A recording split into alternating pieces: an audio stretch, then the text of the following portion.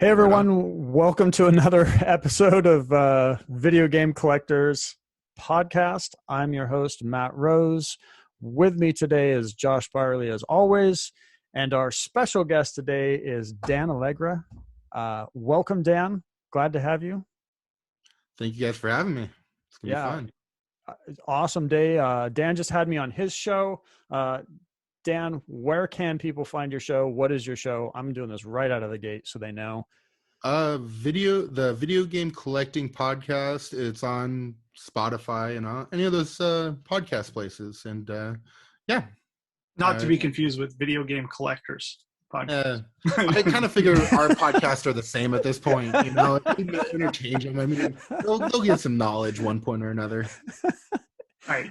Anyway, Right. Dan's a great guy. Check him out. I'm loving his episodes. So, yeah, I would say go check him out. Thanks. Glad to have you. Oh, thanks for having me. But yeah, so Now we're just going to have long, awkward silence. yeah, we'll just stare at each other deep in the eyes. This is getting creepy. I didn't last. What, I mean, I'll start things off. How did you get started into game collecting? So what started you with video games? How did you start off? Well, the collecting side, I think it was about 11 years ago, 12, I don't know. I was with my dad at swap meet, and there was some N64 games. And the first time I've been back to swap meet in years. I grew up going to swap meet every week. It was a blast. Wouldn't change it for the world. But I went to swap meet with my pops. It was like a Saturday swap meet, really small thing. And this one seller had games, and it's like Majora's Mask, Pokemon Stadium, and they're $1 each. And I was like, I'll pay $1 each. I even left some. Like I was just like, not knowing. I was just like, I'm sure they're worth money, and did really well with those. And I started picking up CIBs and stuff, and I would not sell those. Those are ones that I'm like, I like these, and that's cool. And I was only playing like Call of Duty at the time. I wasn't playing my old school stuff, so I started hoarding the CIBs, and that just kind of grew. And I remember buying an SMB3 VGA at the time. And the first one I bought, I've said this before, is I bought one and I didn't know what qualified meant. And then I realized when I got it in that it didn't have the wrap on it. So I had bought another one, and I sold. It was an 85, and I still have it today. I paid $300. I think the qualified I paid $250, and I had to sell it right away. I'm like, someone else is gonna make that dumb mistake I did. Like, I was like, I think I got $350 for it. I was like, phew, I almost lost a lot of money. I mean, imagine if I would have held on to that, I would have just lost $300, right? But Well, maybe not. watch is probably Left Bros or something, but I didn't know the difference. Yeah. Wow. But, yeah. So, well, first off, Josh, I don't think, Josh, would you have left any of those games, those Nintendo 64s? $1 a piece? No, I would have bought every one of them. That was my first reaction when I heard that. Oh, yeah. I mean, nowadays I'd buy them all too. At the time, I wasn't really into reselling or anything. I just was going with my pops to the swap meet. And I was like, oh, these are cool. They were all CIBs, I'm guessing. Oh, no, they're actually just loose carts. Oh, okay. But I mean, they're all Majora's Mask and all that kind of stuff. It was all good titles. And the funny thing was, I knew the seller when he was a friend with my dad, and every time I saw him, he would raise his prices, when he got more stuff. I remember one time I found a Lethal Enforcers. I was like, I left. I'm like, oh no, I didn't grab the gun. I went back and he charged me for the gun separately. I'm like, no one's just gonna buy this gun. This is like 8 years ago, I was like, no one's just gonna. He's like, it's $10 or $5. I was like, okay, whatever. But it was fun. It really was starting back from scratch and I did buy games that I played. A lot of games that I liked, like Zelda, I would not sell, and that kind of started it. And going to the swap meet for years, it was just so much fun on the weekends to have that hobby, to go there, find video games. I'd look for records and other stuff. So finding video games was my treat. That was something that was like, if I found video games, I got really excited. Compared to records, that was kind of like, I'll flip those. But it was fun. And those were 64. So 64 kind of that system in your heart, when you see it, you're just like, oh man, that's a tough one. I mean, I'd say for carts, probably. I'm trying to think. Some reason, and I don't collect it much. Super Nintendo, I absolutely love finding boxes for. Like a crisp black CIB is just something that when I one time I found at the swap meet as a Street Fighter 2 Turbo. It was just the box. I think I paid like $10 or $15. At the time, I'm like, oh my God, this thing's mint.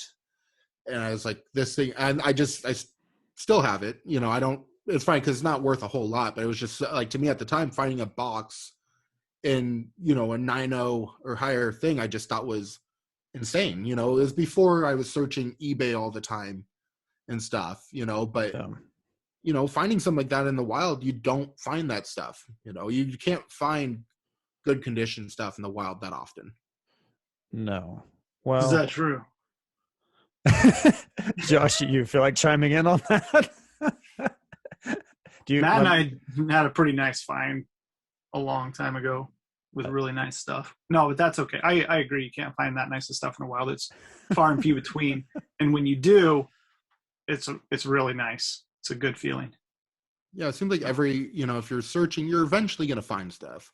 But it's like, it's a full-time job at that point, and it's still very difficult. If you're going out and about in your local area, it's definitely not easy. I remember one time I was it was the Ventura swap meet, which is not that far from here. And it was a Tuesday swap meet. And once in a while, when I didn't have much work, I'd go with him on Tuesday. He's like, hey, there's some video games over there. I think they're still in the box and stuff.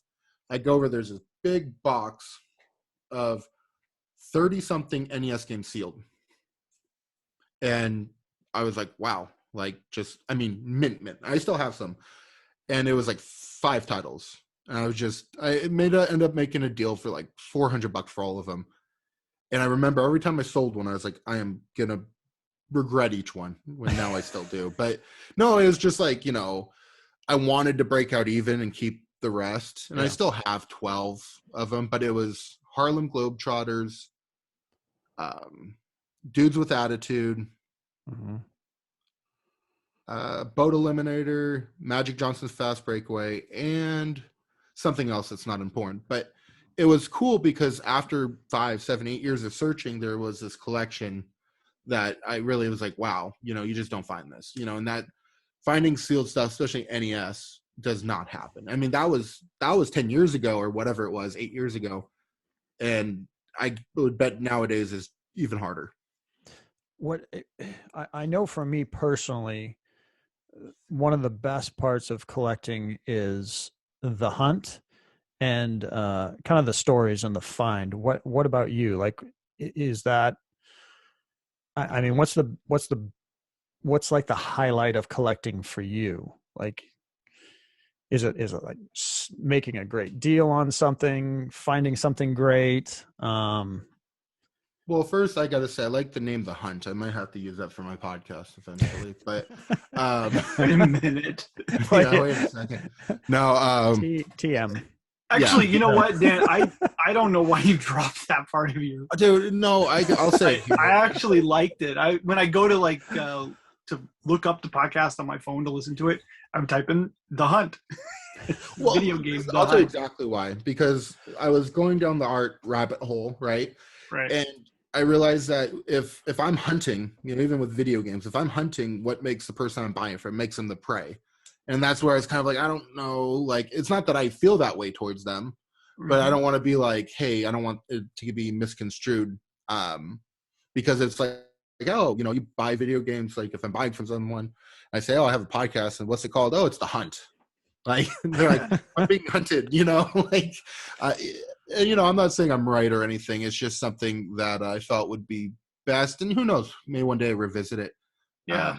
But I think you should personally. I like it, but change it. No, I'm just saying that I think you can. I get your perspective on it, but at the same time, I look at a name like that because we all hunt video games. It doesn't have to be a negative connotation or a positive connotation. It can be, I'm out there hunting for games every day. If I'm collecting or selling or dealing, that doesn't matter. It's a hunting. It's searching, and that's I think we've always kind of said like. That's the thrill of the hunt for a lot of us. And whether that be looking for games, looking for old sources, or maybe in your case, looking for art, that's part of the hunt.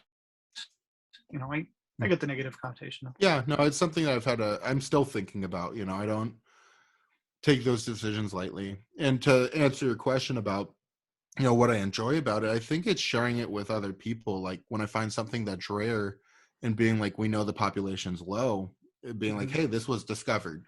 And like, yeah, there's value to it, of course. But I mean, Josh knows from some of my recent discoveries, like I don't even look at value for a long time because it just does not matter to me if I'm not selling it anytime soon or whatever. It's like, hey, I found this is great. On to the next find, and that's something that, where I like to spend my energy is kind of forward. I don't like to, okay, I found this. No item's going to define you as a person. I don't care if it's New Kids on the Block. You have it there. You're supposed to pull it up. No, but I just mean like as a person, like, no, I just mean, it's great. We have these items we love, but like, and I have items I love that, you'll see the Earthworm Gym back there, or some other stuff that people are like, hey, Dan has that. And it's awesome. But at the same time, it's like, push forward, there we go. I'm jealous of it. I love mock-up, prototype boxes. Oh, we're losing Josh. We're losing him. You know what? No, I'm sure you love him, but not as much as me. So no, I'm sure. That's okay. I mean, put it this way: those are the type of stuff I love finding. I absolutely love finding stuff that's one of one. What got me into the art stuff, and that's where finding low population games is what I really enjoy of the sealed thing. When I mean, hey, don't get too focused on what you have, because eventually, we all have to sell it, or if we die, someone else sells it, and those items don't define you as a person. So it's more about this community, like doing stuff like this with you guys. I'm going to remember this more than probably any of my games, and that's what's important, is the people we're meeting along the way and interacting with. And I've had very great positive experience and a few negative experiences, but it's the positive experience that outweigh the others that make it worthwhile. Because at the end of the day, I mean, even though for some people it's a job, most people it's a hobby and how we spend our extra time. We're here at 9:40 at night talking about video games, and I love it. Yeah. Now you've mentioned two things I want to touch on, because I didn't know. For one, I didn't know that you are dabbling into the art end of it too. Can you expand on that a little bit? Because yeah, that's interesting to me, because I don't have a whole lot of art personally. Yeah, no, I went down, what was it, 8 months ago? I can't remember exactly, but I've always loved art. That's something, even before video games, I've loved art, but I collected comic books for a long time, since I was 5 years old. And my favorite artist was Alex Schumberg. I'm going to pronounce his name wrong. And one thing that I noticed was I really wanted original by him. But the problem is he'd been long gone. And the art that he recreated, because art from the 40s and stuff is just non-existent for the most part. He did recreations in the 70s. And I remember trying to buy some of those, and they just weren't around. And I didn't realize till recently that was a kind of motivation to have some artwork recommissioned and really get some artwork that I enjoy. And I've gone after originals and met some really great artists along the way. And that's actually something I'm, again, like, I will be overly transparent with the artist. Sorry, burping. No, I'll be overly transparent with the artist, because over any piece, I'd rather have a good interaction with an artist and be honest with them than any piece getting it from them. That's not I don't want them to ever have a bad experience, because at the end of the day, I would feel like shit probably the rest of my life if I give them a bad experience. So, my thing is really, I've been lucky to have really good interactions with a lot of these artists, and, one or two of them call friends. And honestly, some of them, I'll never buy a piece of art from them. And even if they go to sell the art, I'll probably push them to a way where they sell it for more money elsewhere, because that's not what it's about, and that's, luckily, I have gotten some great art. And recently I've been just doing commissions because I get to give them work. I get to give them, they get to create new artwork, which is amazing. And I'm going to be looking forward to sharing it with the community when they come, because I think other people might want to get these done. I don't get any cut Yeah. of that. You know, when I tell people go get Earthworm Jim commissions from Mike Cole, sure. There's going to be Doom pieces. If people, I'll be showing that next week. You know, is I have a Doom commission that finished and should be here next week, and he does commissions, and people could get centerpieces for their art rooms. I mean, sorry, for their game rooms on their favorite game by some of these artists, and it helps the artist and it helps the fan. So I think that's really cool and something worth exploring. And you know, if I could help a friend from the community and an artist who's you know really created something we enjoy, I think that's awesome. Wow. Do you have a favorite piece that you either have now or you want to have in the video game art realm anyway, or maybe not even that, that you want to have? Well, I mean, what's in Josh's room? Let me see. I want that. I got a piece. cool Goonies poster on the wall.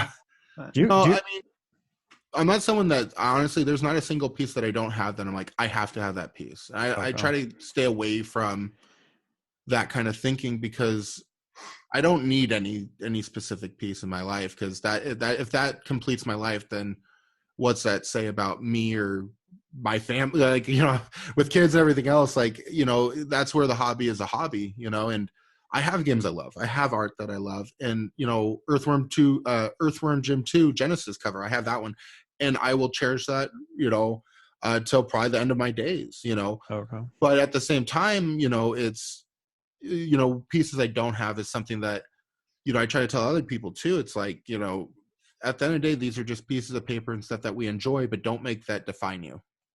Like New Kids on the Block. Paid $227 for that. I'll pay you $228 and I'll pay for shipping. I sniped it like friends and family. No PayPal fees. F&M, baby. $228? $227.50. Don't want to be cheap. I sniped it from Steve Lynn. He was selling it, or he was bidding on it? No, it was the seller. Worked in the PlayStation Extreme magazine, and he had passed away. And his wife was selling off his games and all of his stuff. And this was saved from the offices of that magazine. It wasn't, he worked for PlayStation Extreme, PS Extreme, but it was underneath another main magazine. I can't remember what it was. All the magazine and paper people hate me for talking about that. But they use this, maybe it was Electronic Gaming Monthly. They use this as a hockey puck in their offices. And so that's why it's just absolutely thrashed. If you can see the sides of it and stuff, it's just destroyed.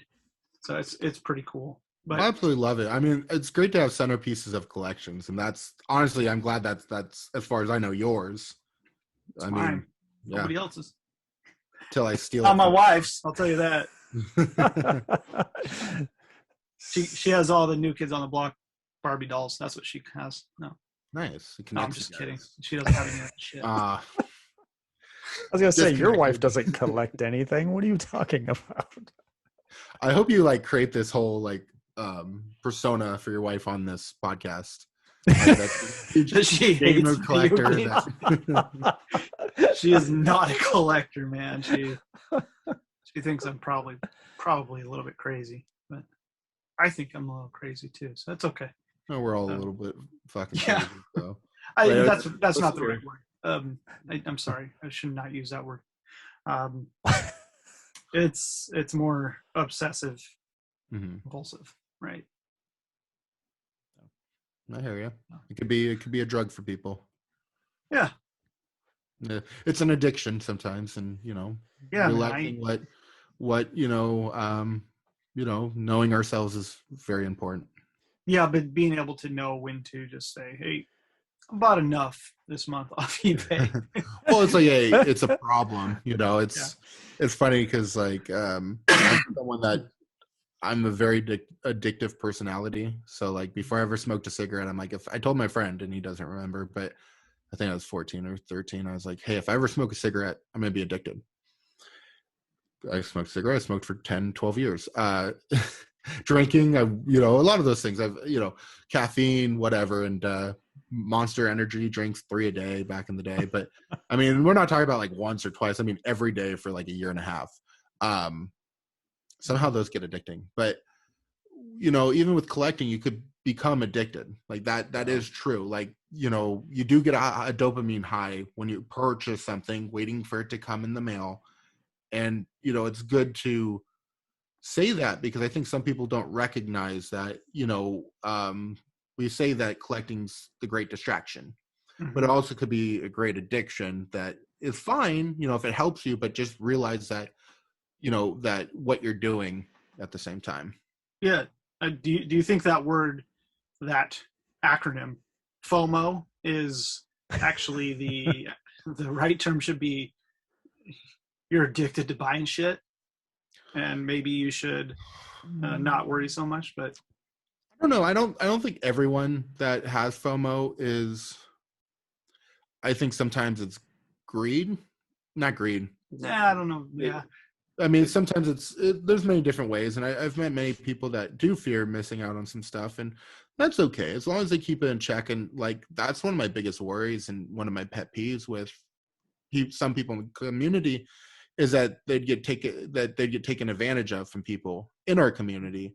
And to me, that's the one thing, like, and values, and when people do things I think are wrong, I've been very vocal about that, because I kind of feel like sometimes it's people's life savings and whatever else. So I do not like people getting taken advantage of. And as a community, I do think it's good we look out for people that could be taken advantage of. And I try to help anyone that reaches out. I don't think I've ever sold a piece to someone randomly, because I won't do that. That's not me. So I'm happy to say that most people that do hit me up, I've pointed them in directions, try to give them honest opinions on pricing when they ask me, and try to slow them down. Sometimes sometimes people are like, I want to buy this game, it's $15,000. I'm like, I don't think it's worth that. I think it's worth 10. I go, be careful. Like, I'm not saying it can't be worth that, but yeah.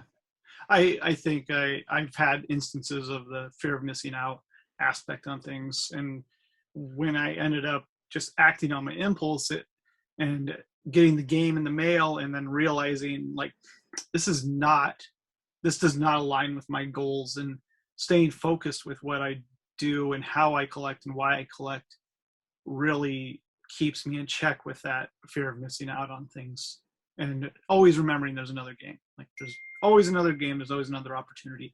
There was that Jordan versus Bird that came up, and it went for like $3,000 or something. It was a really nice copy. Maybe it was like $4,000. And the couple days later, I think Adam Harvey puts one up for buy it now, and I'm like, God, I'm not going to get this game. I have to buy it now. I have to do this, and I have to, in my eyes, pay it was like $1,800, and it's not a very nice copy, but I bought it. I was like, I just have to do it. And when I got it definitely dumbed down the whole experience of hunting games and collecting for the reasons I collect and why I do it. And so that FOMO thing is a dangerous thing. I think it is. I get it.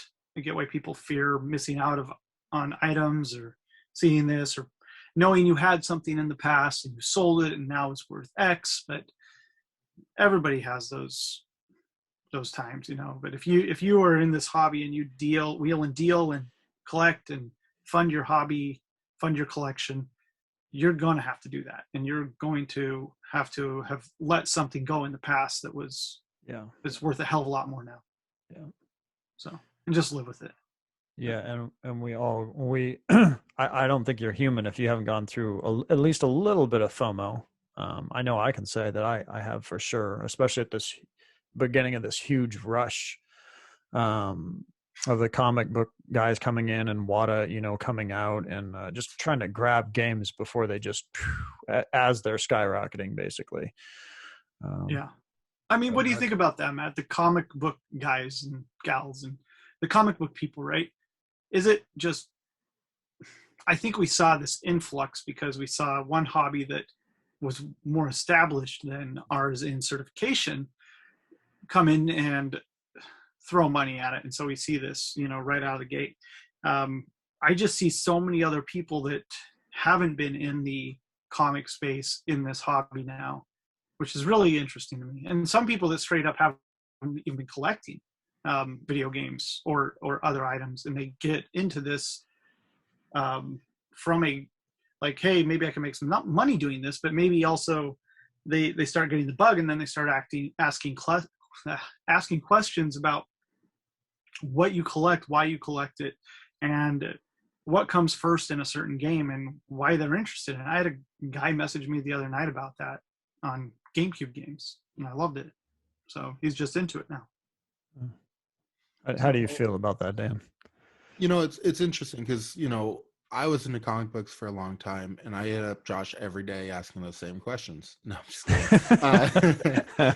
No. I mean, the one thing that I think there is definitely people that come into the market, and it's purely financial, which is fine. I mean, that's just one part of the community. I do think there's people that didn't realize that collecting video games, there's a market that there's knowledge with. And I think, like, even myself, I mentioned how I couldn't find Nintendo Age for a long time.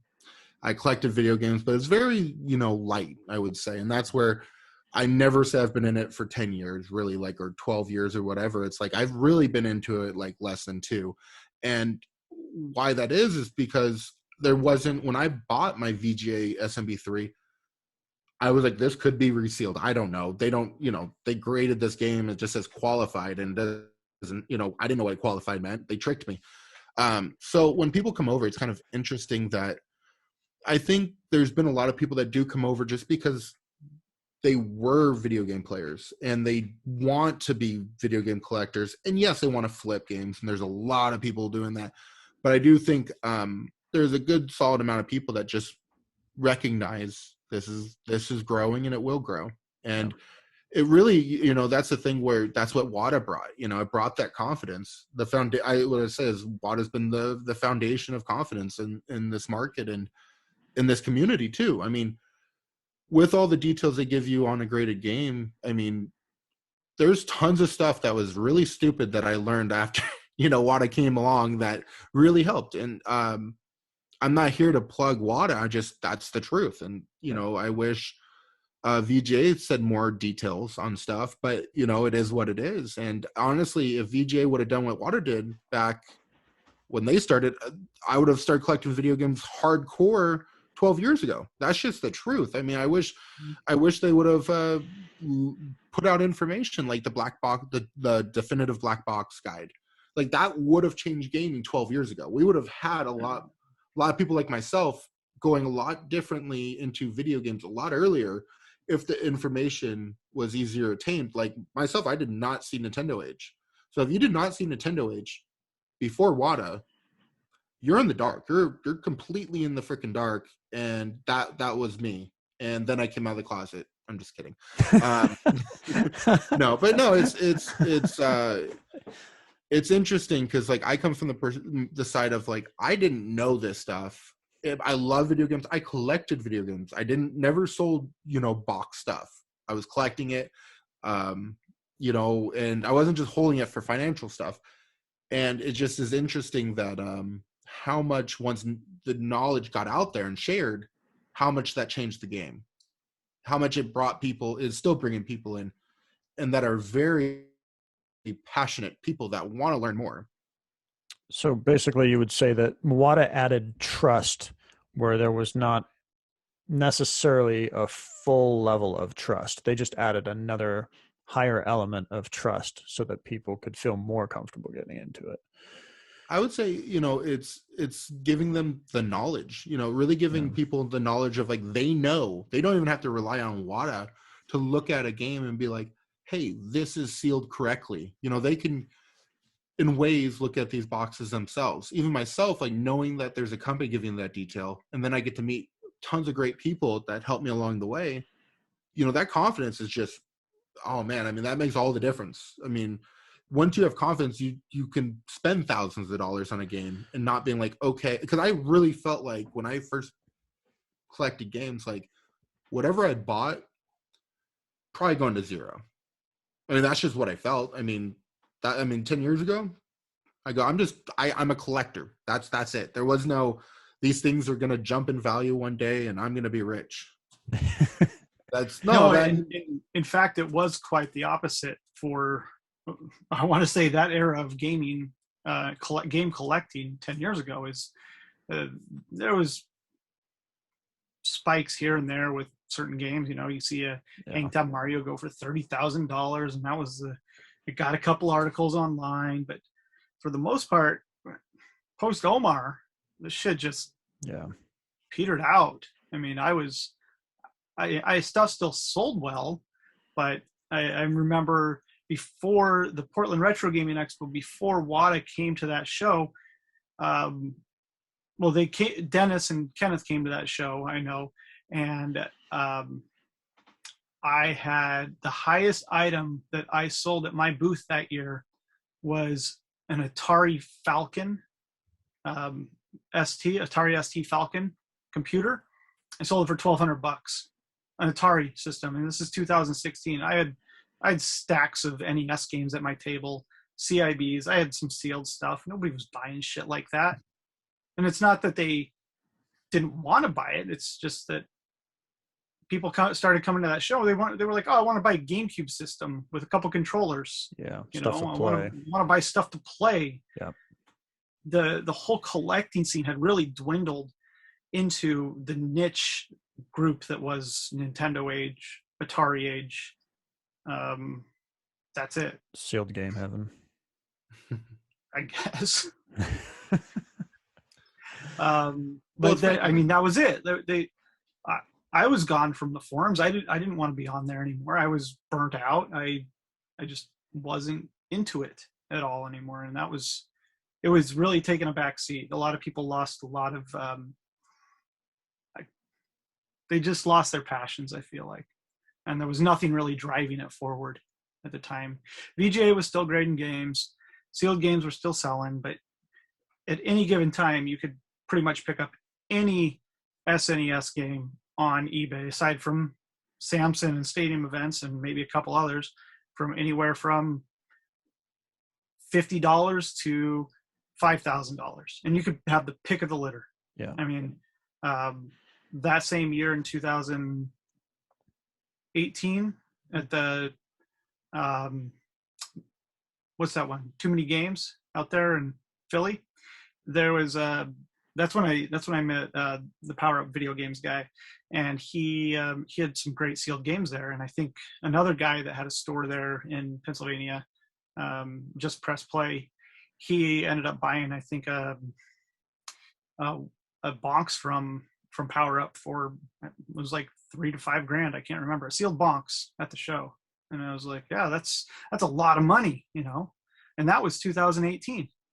We're talking. So the prices on these games, while it's warranted, we're not too far removed from, this hobby is, I don't want to say dead in the water, but prices were stagnant as shit, and they weren't going up.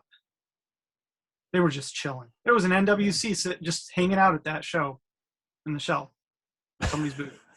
Matt McQuillan had it at his booth. I couldn't fucking believe it. But that's, you know, here we are today.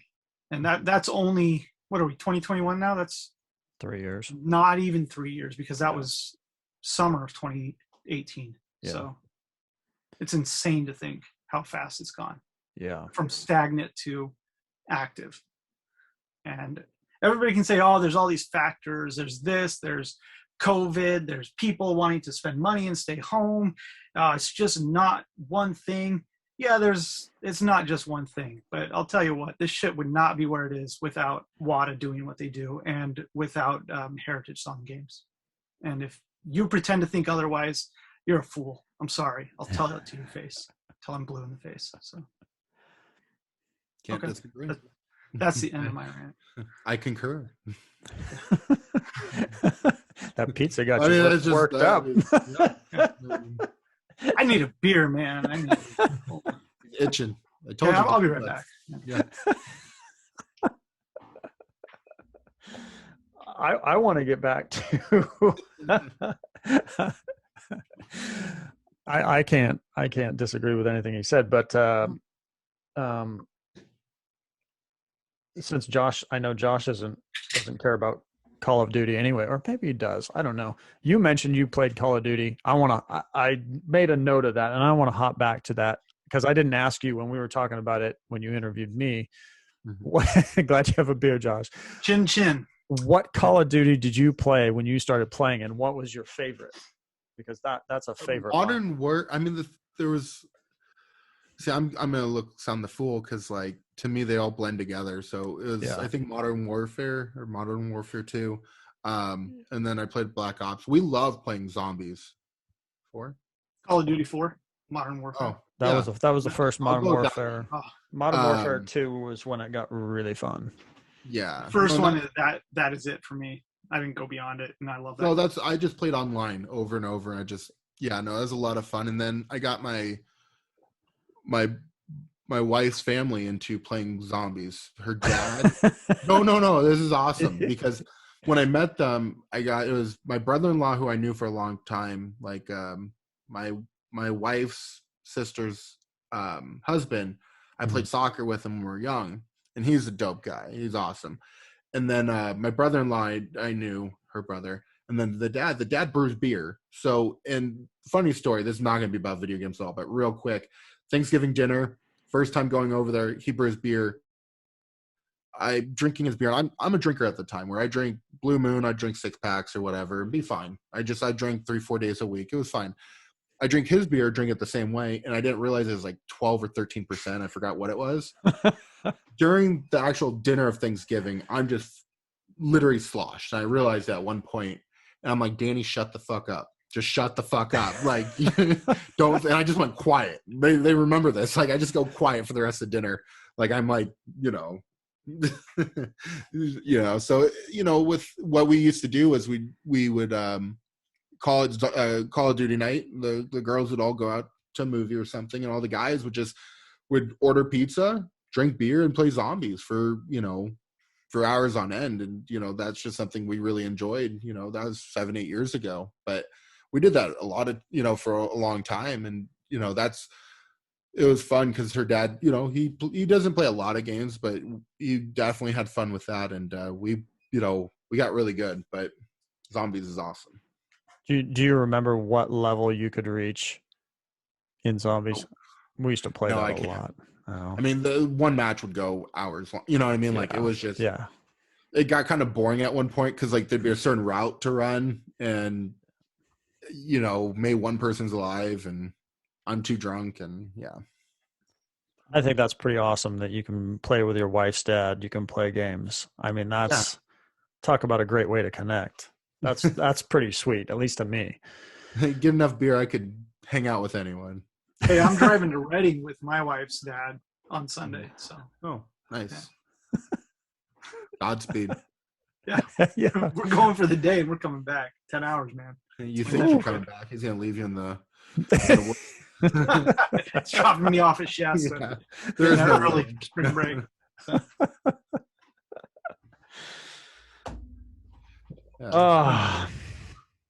Games, man. I like those. Yeah, they're great. I like playing games too. Don't get me wrong. I think that's cool. We talk about playing video games on here, not just hoarding them. Even though we do that too. No, I do that too. But, but it's such a great thing to like play the games and really remember why people collect them, why they're willing to spend crazy money for them. Is like you play a game like Donkey Kong Country. I say that because I just beat it a few days ago. So you know what? Fuck you, second grade teacher said never accomplished shit. No, I'm out. No, it's really cool to like go back and play some of these. And I've mentioned before, Genesis, the mini Genesis Classic or whatever. Mm-hmm. I didn't play Genesis growing up. The neighbor that I had who had it, I didn't think highly of him, and it was like, oh, fuck that system. But I go back and play it, and it's amazing. It's so many great games that I'm enjoying for the first time now. And it makes me want to collect those games. I'm like, this is awesome, and I highly suggest anyone to go back and play not just the games you love, but other games. And the side scrollers are amazing. I love side scrollers. I'm not big on RPGs besides Mystic Quest, but that's not really an RPG though. Yeah, I know it's like a Link to the Past clone, but that's like that's yeah, like it's not. It's like first. Oh, no, it's RPG. Can you read? I'm gonna have to remember it? Okay, this is a game for you. Yeah, whatever. I like Mystic Quest. If you don't like it, fuck off. It's part of the. Isn't it part of the Secret of Mana series actually, or something like that? Oh no, that's Final Fantasy Adventure. Never mind. Different. I think we'll just say I'm 100% right, and I'm the expert on. No, you know what? It's just one of those games me and my brother had, and we both loved, and it's a game that honestly I was looking for 10 years, and I literally just bought it last week. Came up for $1,500, and I was like, you know what? It's fair price, and there's less than 10 games that I really have 20 games that I really have on my list, and that was one of them. It's not that I just wait. I'm patient on purchasing. I think that's always important. Smart. Like I could go out and buy every game on my list, but where does that leave me? You know, it's good to have patience and, you know, enjoy that journey of getting those games, because I like each game to have that moment of when I'm buying it. You know, if you go and just buy everything, you're going to lose interest way too quick. And if you wait and find the right copy for you, the right condition at the right price, it makes it more special, in my opinion. And like, I've been lucky this last year. I've got a lot of games off my list, but none of them was like stretching. I wasn't setting records to purchase them. You know, I was waiting and they came up. They do come up. That's the thing. They come up and people are like, oh, I haven't seen one. I'm like, you know, if I said just the games I found this last week that people thought didn't exist out there, people blow their minds. But it's not about the values. It's just like, hey, the hunt of, now we're going to call it the hunt. It's not about me. You're right back to it. Yeah, we're back to it. But no, I mean, enjoy the hunt. You know, that's the thing is like, I'm not saying don't buy games off eBay and not to buy games off Heritage. No, definitely buy games that you enjoy and you want. But don't make that the only way you're going about it. Because that's just, I mean, and that's fine if you're like, hey, waiting for that one game in one condition. But I definitely look down some of these other systems and play them. I mean, it's so much fun to play. You know, the one system that's hard is PlayStation 1 Classic. Though I did Rayman. No, but Rayman I've been playing is actually good. Yeah, on that system. You might as well just get a PlayStation. Yeah, no. But you know, with kids, like you can't have some burn discs. Like my Switch games now have like all the things pulled out and the little things I don't. But the Classic I could just plug in because we have a projector, and I could just plug in above, and then it's all good. Like I don't have to switch out the games and stuff. I mean, I wish I could hook up an NES and play, you know, DuckTales. Oh, such a great game. Yeah, but no, I love those Capcom. I'm a huge fan of all the Capcom titles, and I don't own hardly any of them. Yeah, I'm really good at pumping games, let me tell you. Chip and Dale and DuckTales are two of my favorites. Man, well, I love Chip and Dale. I remember playing that at my grandparents' house. There's some Capcom back there. There's some CIBs back there. Yeah, a little dark. Yeah. But yeah, no, it's you know, those are my CIBs behind me. It's funny because I have a lot of sealed games, but the games I like displaying are the CIBs. They just, you know, show way better. But yeah. So what do you guys want to talk about? I'm pumped. I wanted to touch on, because we've been skating around it left and right, and I know I've heard people mention it. I know we briefly talked about it in the other podcast, but you know, when I randomly will hear somebody say, "Oh, I'm not finding anything," you know, I can't find anything to buy. I'm thinking about what Josh is buying every day. I have to keep off of eBay so I don't buy stuff. And I'm not just talking just stuff. I'm finding deals. What about you, Dan? How do you feel about that? Can you find a deal if you really wanted to on a game, you know, just to, I don't know, maybe I'm just filling that collecting. What do you mean? Like, I could go on eBay and spend $30,000 right now and not on like 4 games for $10,000. Like that's 3 games for $10,000. Okay, that's better math for you. But I'm not. I could go and spend $30,000 on. You were a literature major, not a math major. Yeah. Right? As journalism. Journalism. Okay. Come on. Yeah. A Bachelor of Science.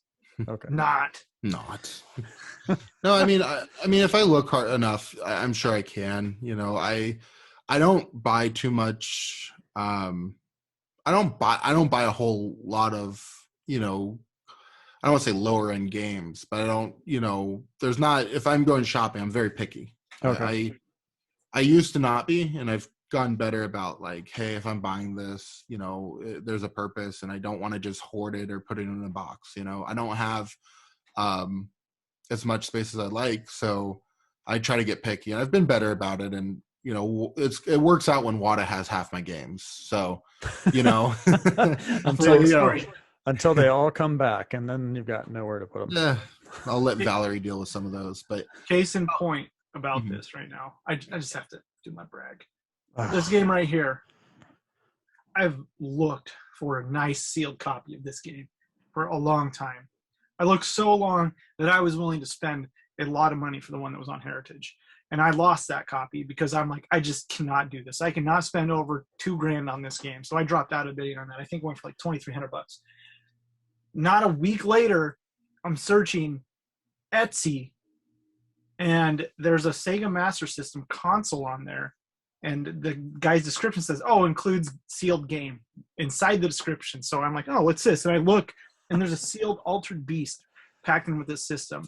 And it's sitting on Etsy at $1,100. And that's just the wrong marketplace for something like that. I'm like, oh my God, I found the game I've been looking for years. One of my top wants. And it was under the price that I was willing to go on Heritage. And it's probably nicer than the great one.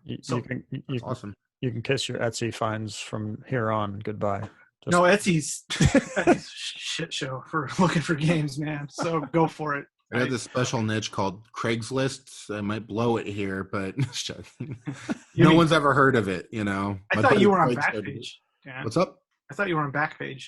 No. Isn't that your site? No, I'm just kidding. That's like the prostitute site, I think. Oh. Well, I deserve that because I made the joke about how much you cost an hour the other day. So, oh yeah. I had a message. I should charge. Shouldn't Has it gone up? No. Jeez. Whoops. Shut your whore mouth. You never answered it, so I mean, still wondering, but. Well, yeah, video game. I forgot that's the other podcast. That's the one after this one. That's the after hours. That's the after podcast. Yeah. Ask anybody. I'll give you the first game free. I mean, that's true.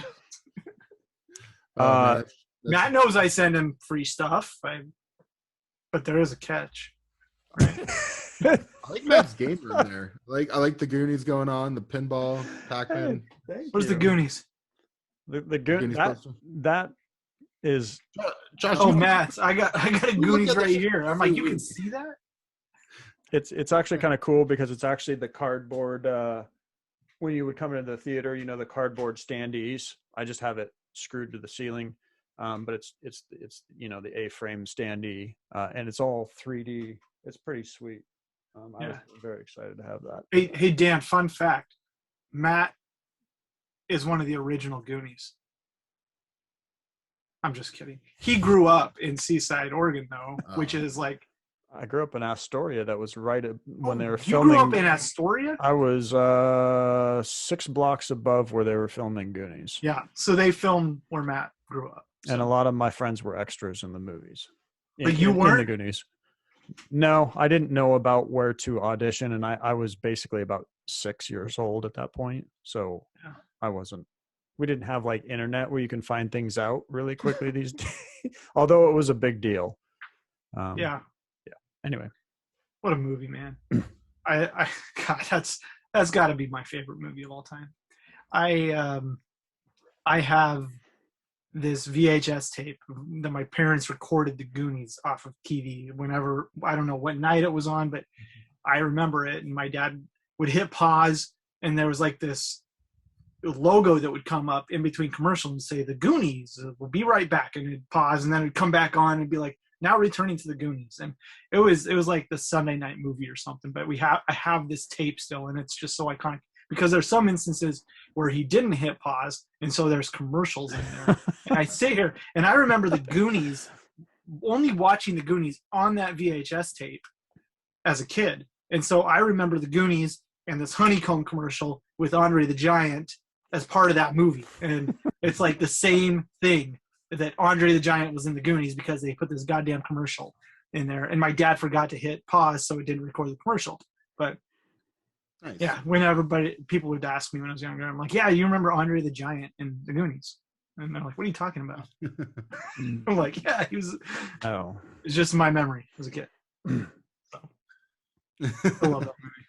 But the one that we recorded off TV, it didn't have certain parts in it. You know, when they go on the pirate ship and they turn the skeleton around and his eyes are like popping out or something.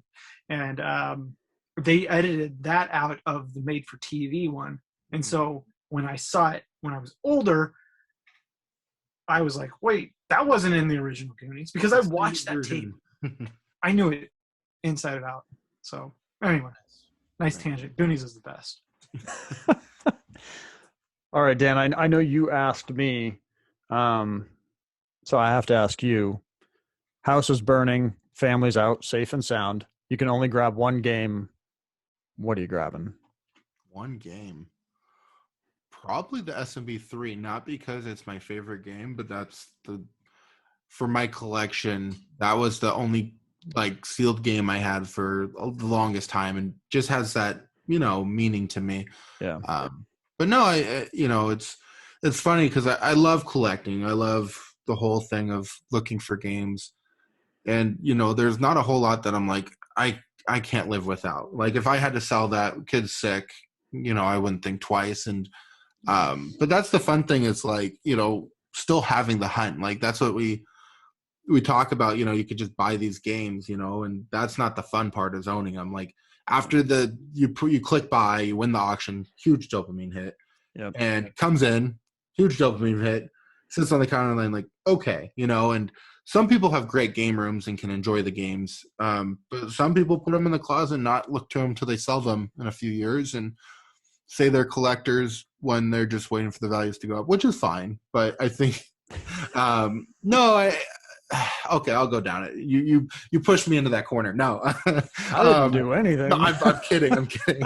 No, I was thinking about like how one of my pet peeves I mentioned is people that say they're collectors so they can pretend to be collectors when they buy stuff, but all they care about is the value 3 years later. The only reason they're buying that game is because they're eventually going to sell it for more money. And that's fine. I mean, we all do it, but I just hate when people are like, I'm a collector. I'm like, well, I think Ryan said it best from Wada, who's like, there's a spectrum, and every one of us, is a seller at sometimes. It's fine to be a dealer. Just, I hate people pretending so they get better deals or whatever. And it's that honesty and authenticity. Like, hey, there's people that could just sell games. That's fine. But just be honest about it, Mm-hmm. I honestly don't care. Once a game leaves my house, if somebody paid the price I wanted, even if it was a friend that's pretending to be a collector. Well, it pisses me off when people pretend like they chew down price and then it's for sale a week later. Like I don't care if someone buys something resell. And I've actually told people like, hey, I'm buying this. I'm buying this flip, so tell me the price you actually want, rather than, I'll give good deals to friends that really been looking for a piece, but that pretend thing kind of pisses me off.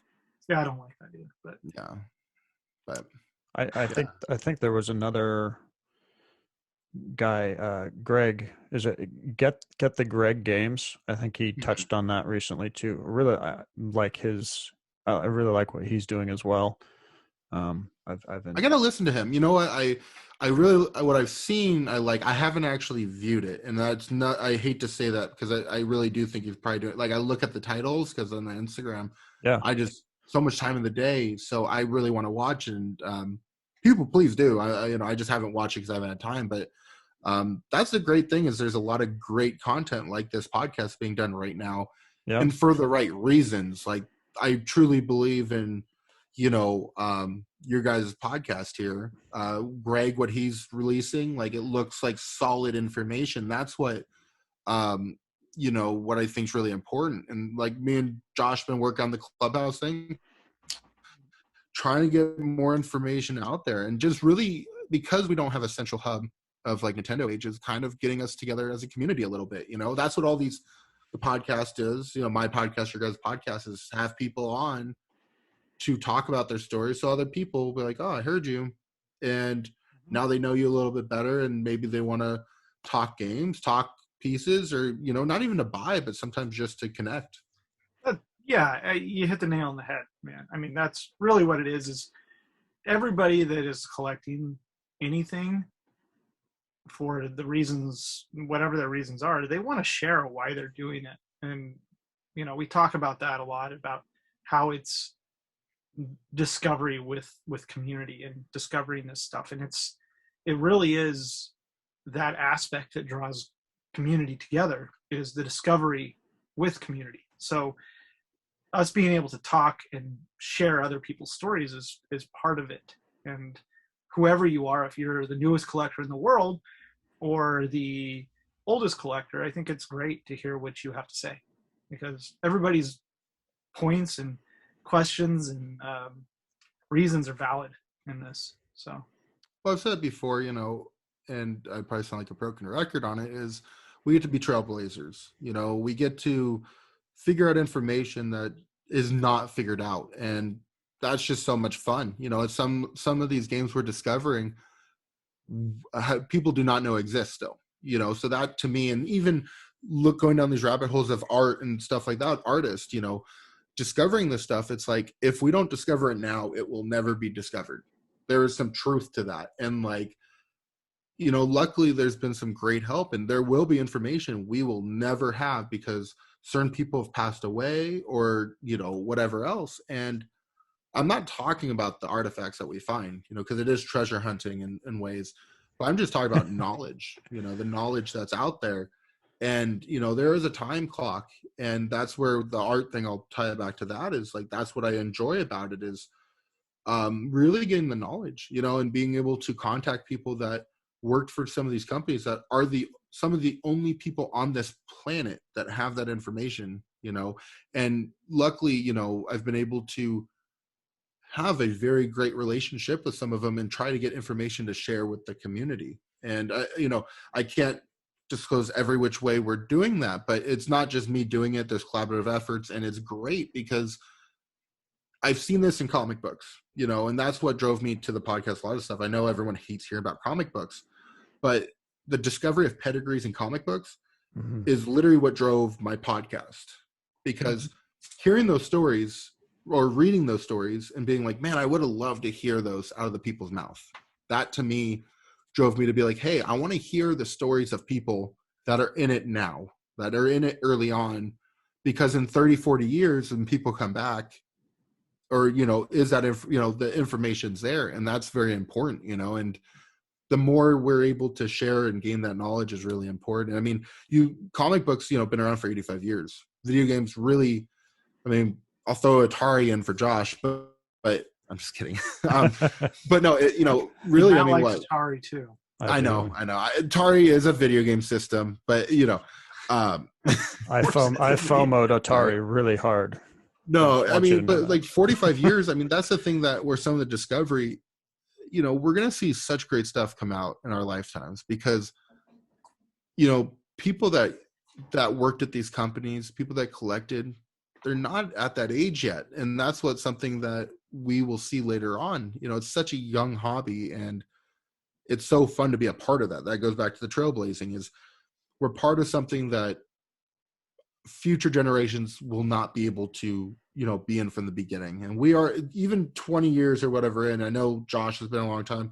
So have you, Matt, is it's still so early with the knowledge, and, really we can do a lot of good. And that's where it really, I really get drawn to people like both of you who have that passion. And it really is a passion. Like the people I talk to on a day-to-day thing have that passion that, and you could read right through that bullshit. If it's fine. I talk to people that don't have it, but we all connect with people with the same values, and that's important to me because I want to trust the people that I'm talking to. If I share a collection that I'm not ready to share with the community just yet, just to talk information, I have to be able to trust people, and right. It's important, It absolutely is important, and I don't know. You say like, I've been in this for a while. I think about that. I'm like, man, 20 years. That's a long time, over 20 years now. But I think about when I started doing this, how many collectors there were at places like Classic Gaming Expo when I went, or that were on the Digital Press forums when I started reading it in 1999. And or NES World, or Atari headquarter, the Kevin Gifford's website. There were people before that, and they're still around, and they have so much to contribute to this, and they're significantly older than our demographic, but they lived it as the OG collectors. Yeah. There's the Rick Weisses of up in Portland. He'd be a great person to get on and talk about stuff. Yeah. He's seen a ton. But there's a lot of those people out there. That's what I think some of the greatest collections we haven't seen, because the people that the OG collectors are still not at a really old age or anything. So no, they're not at an old age, but they have great collections. They really do. And you go into a game collection like this, and you're blown away. Just literally blown away. Right? Well, that's when people are like, oh, I hear like, oh, there's not that many Mario Karts. But yes, it's scarce. It is. No question. Population low. What's up? For sealed. Yeah, for sealed. Yeah. But that's the thing. It's like, there is more out there, and we will see more. And I hope, that's the thing. It's a positive that we see more. I don't think there's going to be a huge influx of games where it changes the market in a downward, thing. But I think it's a positive every time we find more games, because you need games to be in the market. People can't collect if there's nothing to collect.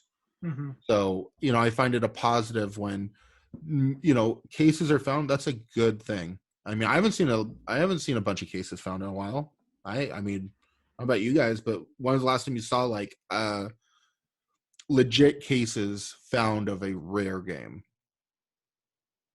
I'm talking like Super Mario Bros. Or Super Mario World, Mario 64, non-player's choice. Yeah, you just don't see cases like that because kids bought them. When I think of the last like cool case I saw. Wait, there's one right there in the background in Josh's. Can I have that one? Is that a case? Oh yeah, those. They're on eBay right now. The FIFA 2005s for PS1. They're like $11 a game or something, maybe cheaper than that. But they're nice copies if you want one. Cool. But there is the last cool one I think I saw was, and I bought one of the cases, and everybody's like, oh, that's just going to be common as hell. And I'm like, okay, the guy had 5 cases. That doesn't make it common. It just makes it that much cooler. And I really never say this because nobody on the Dallas Cowboys from that era were cool, but the Troy Aikman football game is a cool game to get. And there was case packs of it, and I bought a case pack, and I think that's a great game. And that's probably the last one I've seen in a while. There's been the NBA Live 99s, but those have been around for a while for N64. Can't really think of any others. I still remember, like you guys are talking case packs. I still remember, maybe it was 4 or 5 years ago. I still remember Robin calling me and saying, "Hey, you want to go in with me on a case pack of Street Fighter 2s?" It was like $1,000. And I was like, so 500 a piece. And I was like, and then saying no. Yeah, that's what I think of when you say case packs. There are some sellers out there that definitely have, some stores that have case packs of unique items. There just are. So no, there's some OG collectors that I've met one who has some crazy stuff, and I look forward to when that stuff the community sees it, because it's awesome to see that stuff. And that goes back to that discovery of like when finding a collection and being able to share it, and not for that, hey, I'm bragging about it, but like, hey, look what's out there. That's what got me to start posting a lot more on Instagram. For a while, if you ever look at my Instagram, there's a huge period where there's no video games, and then out of nowhere, people are like, did you just discover like a jackpot? Because I showed all these amazing games in like 2 months. Well, the thing was, I was afraid of looking like I was bragging, so I like posted. What got me to post was a 9.8 game that was the best grade. It was that DuckTales 2 that I mentioned before quite a few times, too many. And I deleted it the next day because I was like, I don't want to feel braggy, but I want people to know so they don't go buying the second best, because that would suck. Someone paid, I'm paying this because it's the best graded, but then I'm here with the best, not for me to sell, but so they don't go overspending. And, that led me to finally start posting some stuff. And, now I'm more used to not feeling like an asshole for doing it. Yeah. I really like to post it so people are like, okay, there's stuff out there. Right. Yeah. Somebody's always going to think you're an asshole, though, Dad. I mean, I am an asshole. That just comes with the territory, and I love it. Matt knows it. If you knew Josh 10 years ago, Josh, you'd know how I talk to people, and I'm not the same today. You just haven't been told to fuck off like at least half a week, so I'm good. Yeah. Yeah. I understand what you're talking about with posting games on Instagram, and I finally just said, you know what, a lot of these people don't even think a lot of these are out there, and I'm just like, I'll just post them. I don't think people take it the way that we're thinking.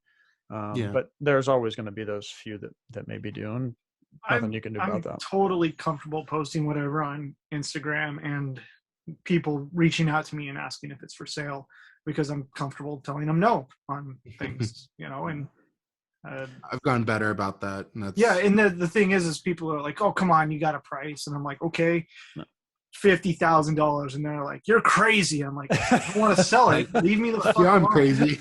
Yeah. I told you it wasn't for sale. Like, you want my alleyway for Game Boy, it's a green screen and it's a 9.8. I'm not selling it. I said that. And then don't criticize me when I tell you an absurd price, because I don't want to sell it. Leave me alone. A very nice person, nothing negative, this person asked me about my Super Mario World non-player's choice, and I'm like, it's not for sale, not for sale. When I say it's not for sale, it's not a sales tactic like some people do. It's legitimately not for sale. I just straight up told him, I go, you could offer me $50,000 cash, I'm gonna say no. I mean, don't get me wrong, someone offers me $250,000, I'm taking it, but like legitimately, it's not for sale. It's not like if someone paid me 50% over market, no, I don't want to sell, and that's the hard thing to kind of get through sometimes, where you have to sound like an asshole to be, I'll take $1 million, but I really don't want to have this conversation, Yeah. So that's the end of the podcast. I wouldn't take $1 million for my New Kids on the Block box. That's say that till I'm blue in the face, and I'm very public about that. Will you take $229.95? Or have a bidding war on the podcast. By the end of the time, $229 million and 50 cents. Yes, I may consider it.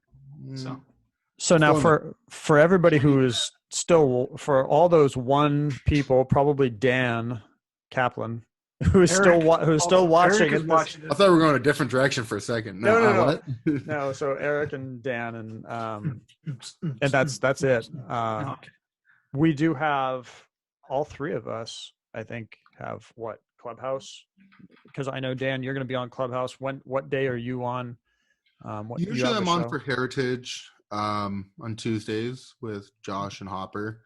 The thing that I mostly do is the Thursday lunch. We do 11:30. Me and Josh jump on, and it's just a chat. Like, we just hang out and people jump in. And I think the thing that I believe that Josh would agree with is probably the favorite thing is when new people come on and ask questions. I mean, we're able to just, and not, that's the thing, is we're able to answer questions to point them in the right direction, give them the knowledge, and not sell them. It's not like, hey, and I have this. That's never happened as far as I've been, seeing from our conversations. It's just very genuine, video game conversation like this. There's not an agenda that, I know I kind of pushed that over too much tonight, but there is not an agenda or tactic, and that's something that's great. The motivation is very pure, trying to be positive parts of the community.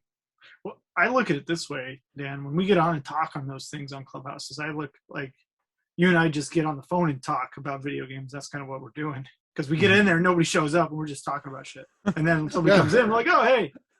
They join the conversation, and that's what I kind of consider my podcast to be, is conversations with people from across the community. I consider, when I like your guys' podcast, that's what the beauty of it is. It's just really fun conversations. We did not plan a single part of this conversation tonight, and it's probably been fucking horrible, but deal with it.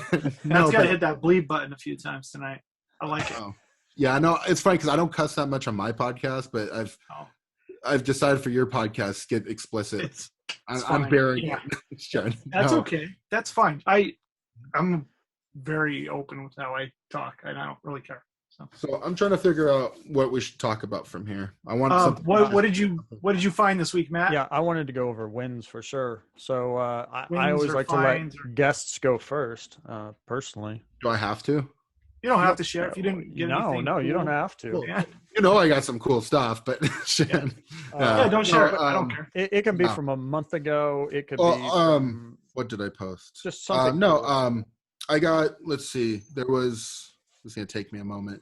So I had some really cool stuff that came in actually this week. Fine. I've got a couple. Castlevania 4 made in Japan, sealed. Ooh. Contra 3 made in Japan. There might be some Turtles made in Japan. Ooh, some other stuff, but some other cool stuff. I've been very fortunate this week. It's been a lot of fun. Wins. There's just been a lot of great things. I'm very happy. Not just in video game world, actually in personal life, had some great things and great relationships this week. It's been good. So happy to be on here to, just enjoy the best parts of the community. Well, I know I'm glad to have you, and I'm sure Josh is as well. And I'm glad to get to know you better for sure. It's kind of fun having that face and voice interaction, at least. I was going to say, usually people don't see my face, so I feel a little awkward. I've been realizing, I don't look at the camera. I'll cut. No, neither do I. It's weird. Hey, I'm going to look right here. Well, that's right. It's like up. How you doing? Here. I'm watching. You watch the screen. It's fine. When my wife watched the first one we did, she's like, "You should look at the camera." I'm like, "No." You want me to talk to you like this? Listen, everybody. I should talk to you like that. So, how was your day, Josh? No, it's like I have 3 monitors on my desk for my other job, so I constantly look over. This is getting creepy. I look over here and then I look back at the camera to see if I can see my eyes move. So, no, because you got to look. The camera's right there. I feel like weird. You can see your eyes move when you do that. Sorry. All right, I'm gonna make up a topic for you guys' podcast right now, like a new segment. I don't know what it is. What'd you find, Matt? Let's see. I've been looking for one of these for a while, and I don't like outing what I'm looking for until at least I get at least one. Just because, but I did get a nice first print Morrowind. It's a little rough, but that's okay. I'm just happy to have one. I got one sticker off, and this sticker is not going to come off. I'm telling you. Is that a Comp USA sticker? Comp USA. Yeah. Yeah, those stickers can be a biatch. I've decided I'll probably just leave it, I guess. Let Kenneth deal with it. Yeah, here, Kenneth. Good luck. Is that it? No. Come on. This is a funny one for me. I think it's hilarious. I already had one, but this one's in better condition, and I just think it's funny. So that's what this is my Pam Anderson plays in a nice pink, security case on top of it. I'm probably going to mount this on my wall. I met her once at they were filming at the mall, that TV show she had. I was like 13 years old. Had her sign my t-shirt. Yeah, no, it wasn't Baywatch. It was something after that. VIP. Maybe it was this game. VIP. I wasn't really focused on what game what show she was doing. Hold it here. This is going to be my mascot. That'll be like how Josh. That'll be the centerpiece to your collection. Well, Yeah. it could be Yeah, if you're ever not on the screen like Josh has New Kids on the Block, that could be yours. You could hold it up. You didn't even hear it, Matt. I'm so ashamed. I said centerpiece to your collection. Okay, never mind. That is my PlayStation case in your back room there, I see. So Your PlayStation. Well, you are in my will, so you know. Do you see this right here? This Nintendo one? I need PlayStation, Nintendo, PlayStation. I need 2 of those. So I think for your birthday, Josh, I'm gonna get you a maid. okay. I think he has one. I just see like games everywhere. I love it. I just met like. That's okay. I gotta clean it. My house has exploded over the last month. We had a furnace go out. Got a new furnace. In the midst, it's a huge utility room, and it's been my storage for forever on just stuff that I sell, resell, deal in, and everything's just all over the basement right now because we got the new furnace in, and I'm thinking, no, this room's completely torn out. Let's just redo this room. So I've taken all the tile off the floor, the old tile, grinded the floor down to concrete. I'm to the point, I put a utility sink in there. I'm to the point where I can put a high gloss seal on the concrete now, and it's going to look wonderful. So I'm doing that tomorrow, and I'm really excited to get some organization. I got a really important question for Matt. How are you? I'm great. Oh, that's all I had. I'm awesome. Life's great for me. Nice. Thanks. Did you get anything else, Matt? Thank you for asking. I do, but that stuff can wait. What do you got, Josh? I got a great find. Okay. I always love this part of the podcast for some reason. Toby, our good friend Toby. Oh, you got him? There. What? Did you get him? Yeah, Are you I got in hand? Yep. Ooh. He sends me a text last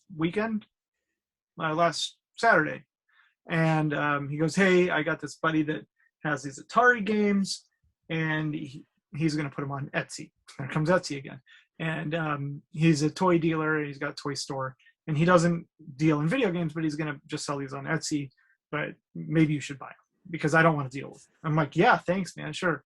I always like Atari, and so the guy Toby sends me some pictures. I'm like, yes, I want to buy it. And he goes, this box is sealed, these are open, and in the sealed box there's some great stuff, and I'll show you just some of the highlights. Such a good find. Squeeze box. All right, yeah, you guys are excited. No, these games never came with plastic, so these are super hard to find. New old stock US games. Piece of cake. Matt, Dan, we were talking about these. These are by U.S. Games Corporation, which was at the time a subsidiary of the Quaker Oats Company. So those 2 games are really cool.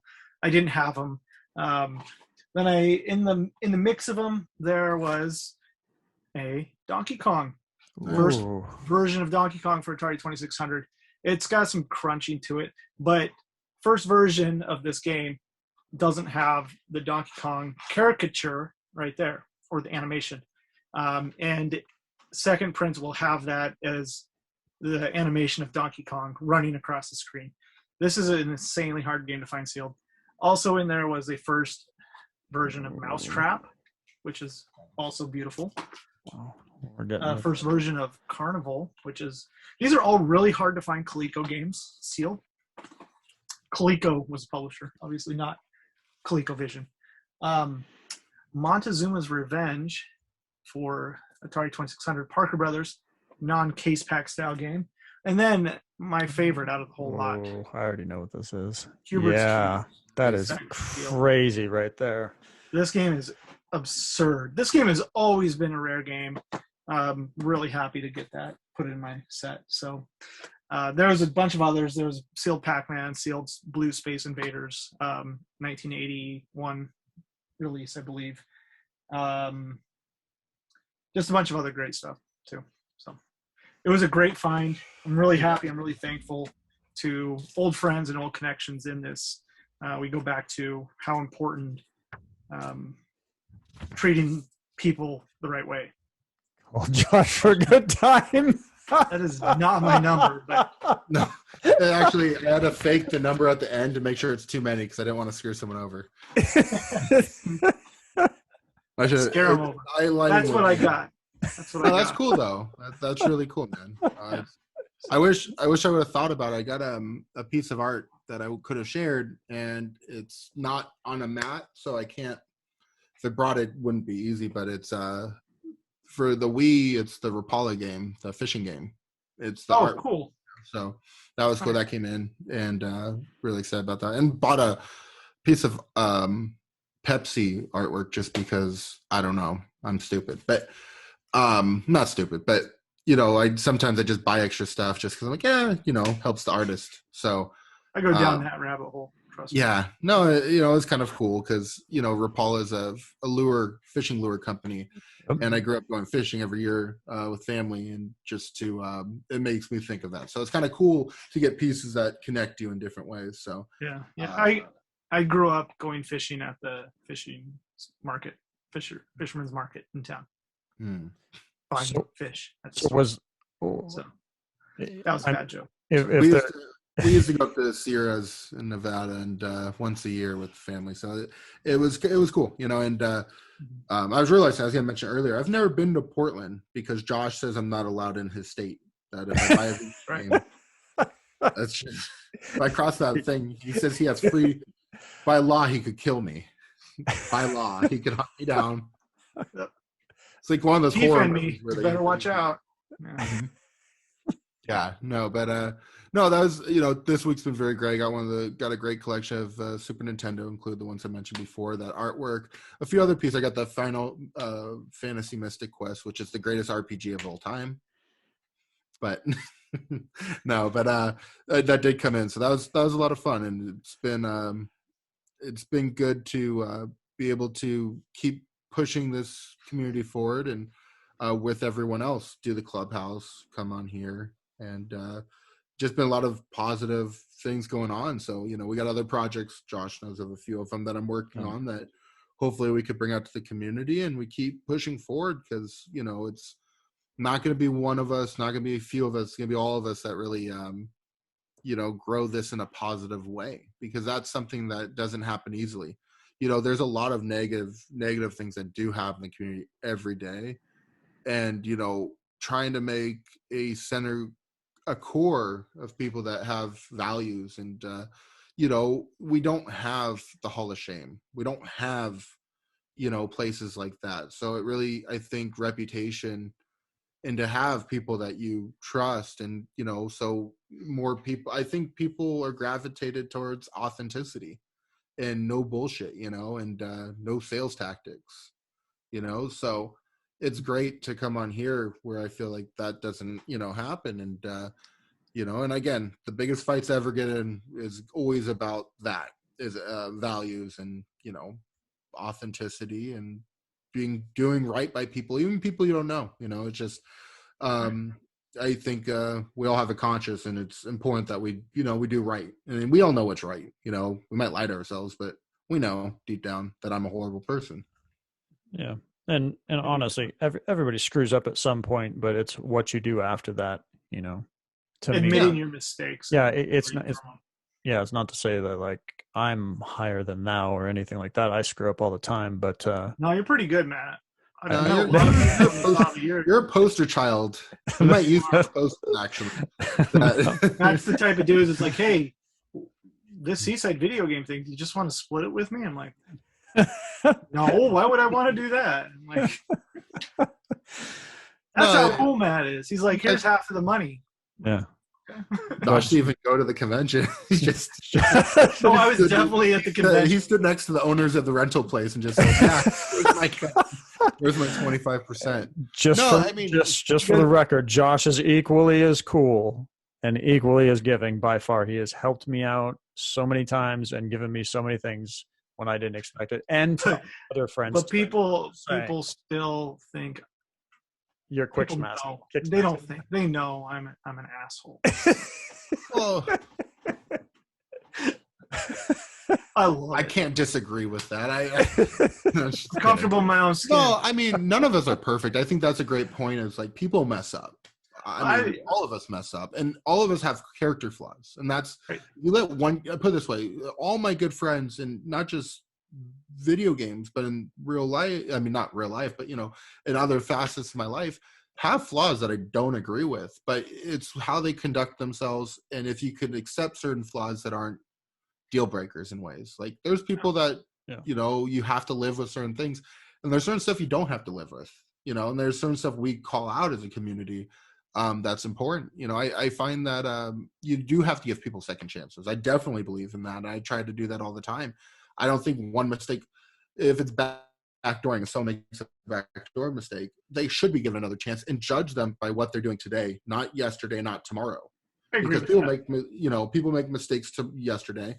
People are promised tomorrow that don't, today's today. What you do today matters. So I personally don't have anybody that I wouldn't give a second chance in this world. But with that said, if repeated offenders, happen, you don't need to keep on getting bent over. Yeah. Or you just fire them out of your life, Yeah, no, that's exactly, I mean, that happens. I mean, that's definitely happened, even in video games with me. And, you don't have to have people in your life that are toxic. I mean, that's just what's best for you. You got to be happy in your life, and certain people, and not even horrible people, just certain people are people that it's not good for you to have in your life. And that's, that's not just video games. So, it's good to surround yourself with people that you think have those values that make you a better person each day, that strive for the same things. You're not, exactly the same thing, but have those values that you can strive for who you want to be and what you want to accomplish. And that's why these podcasts and people that come on them a lot of times, there's not every person, it's just, we all have different, goals, but, there's values that are important. And, I personally gravitate towards people that I think have those values. And I'm an asshole just like Josh. That's why we get along, Dan. Yeah, assholes get along. And I'm not. All right, I got nothing else. I'm 6 minutes away. It's 10:54 to watching the local news tonight. I'm going to. So. What about Winter Soldier? You guys don't watch the Disney Marvel stuff? I'll watch that. I haven't watched it. I heard it's good. No spoilers. Okay. They release like one episode a week. Is that what they're doing? Bullshit like that. Yeah. I'll watch them all when they release them. I don't care. So where are we doing this after party? We talked about after hours. That's on the next podcast. Yeah. Matt, we got to do heritage results still. We did not do that. So we will do that because we've let the community down at this point. Yeah, we have. That's why I won't judge you. I'll rejudge you guys tomorrow for that. Rejudge us tomorrow. Yeah. Well, lastly, even though we mentioned in the beginning, where can people find you? Where can they get more of you? My address is it's the podcast, the video game. Yeah. No, the video game collecting podcast. I'm also on Instagram, Dan64. I'm on Facebook as Dan. I don't use Facebook much, so if you're gonna contact me, do it on Instagram. I have Facebook, but it's just like for rare stuff. But definitely hit me up on Instagram. I respond pretty quickly there, and always feel free to hit me up. Like I'm more than happy, even if I don't have an answer. I try to point people in the right direction. And yeah, no, I mean, people help me every day, so I'm happy to help other people. And you have some great SEAL guides I want to mention and they just keep getting better.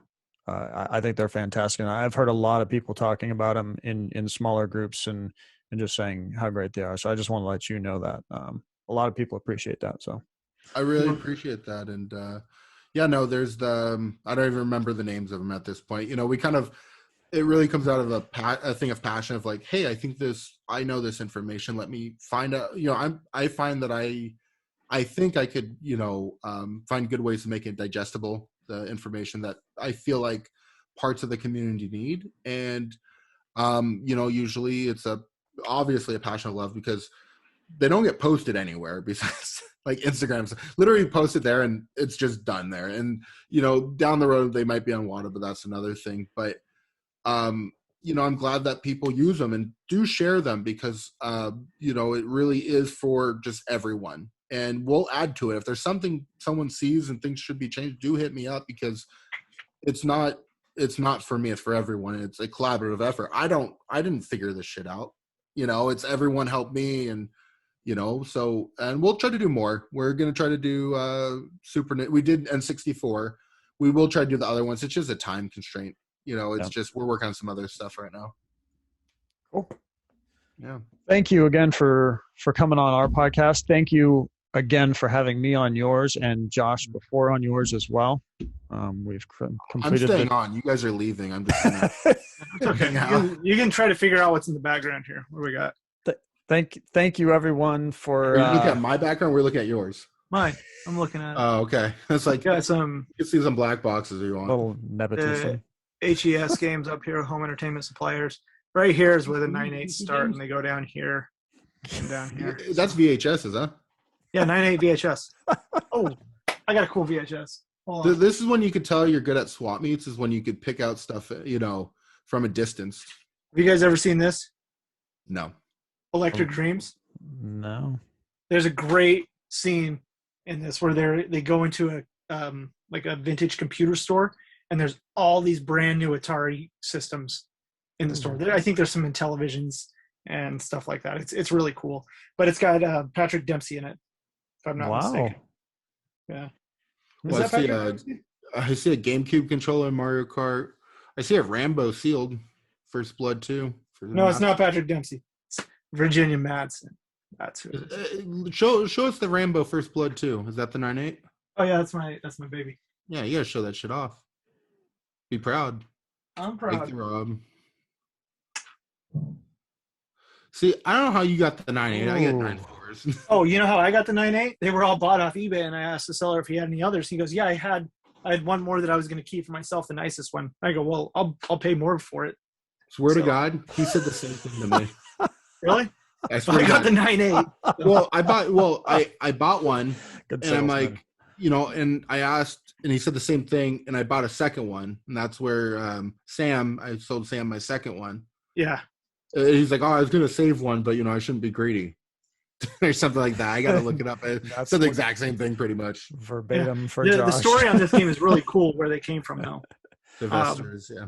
Yeah, and I talked to Kenneth. I'm like, "Can you put it on the label that these were Sylvester Stallone's buddies' copies of the game?" And he's like, "No, but I can add it to the back end of the file for the Matrix." So just so you know, when Matrix goes live on these games, it will state that these are. Real quick, I mean, he did lie. I mean, he did tell us both the same story.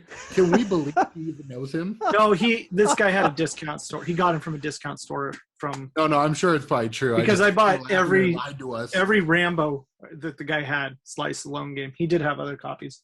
Like I know he had a lot, and he had the Apple. He had every platform. I have an Apple computer, or I don't know. I have one of those. I got the Macintosh, Apple IIgs, and IBM one, and then I got the Commodore 64 small box case one. You're such an asshole. Yeah, yes, I am. That's cool. No, I saw them. I asked him. I got one the computer ones. I think it was Apple or one of those. I just thought they were cool. You just don't see shit like that. You don't see 9.8 Sega Master System, that's for sure. Man, no, I have 9.4. Asshole. Yeah. No, that's okay. I like how the whole night I just call Josh an asshole. That will be the title of the podcast. Josh is an asshole is the title. Special guest Dan / Josh is an asshole. See how long you're you don't see how long you're running this clubhouse thing here, dude. Hold on a second. You're gonna be kicked out of the group. Do me the favor. Well, the favor. I mean, let's just be honest. Just be honest. Okay. Well, thank you everyone for watching to this point. You're crazy for watching this long, but we love you anyway. Please leave your thoughts, comments below. Reach out, say hi. We love you all. Have a good night, except for Josh. Thoughts and prayers, yo. Loves a few of you. Thanks for watching, and we'll see you next time. Take care. Mm-hmm.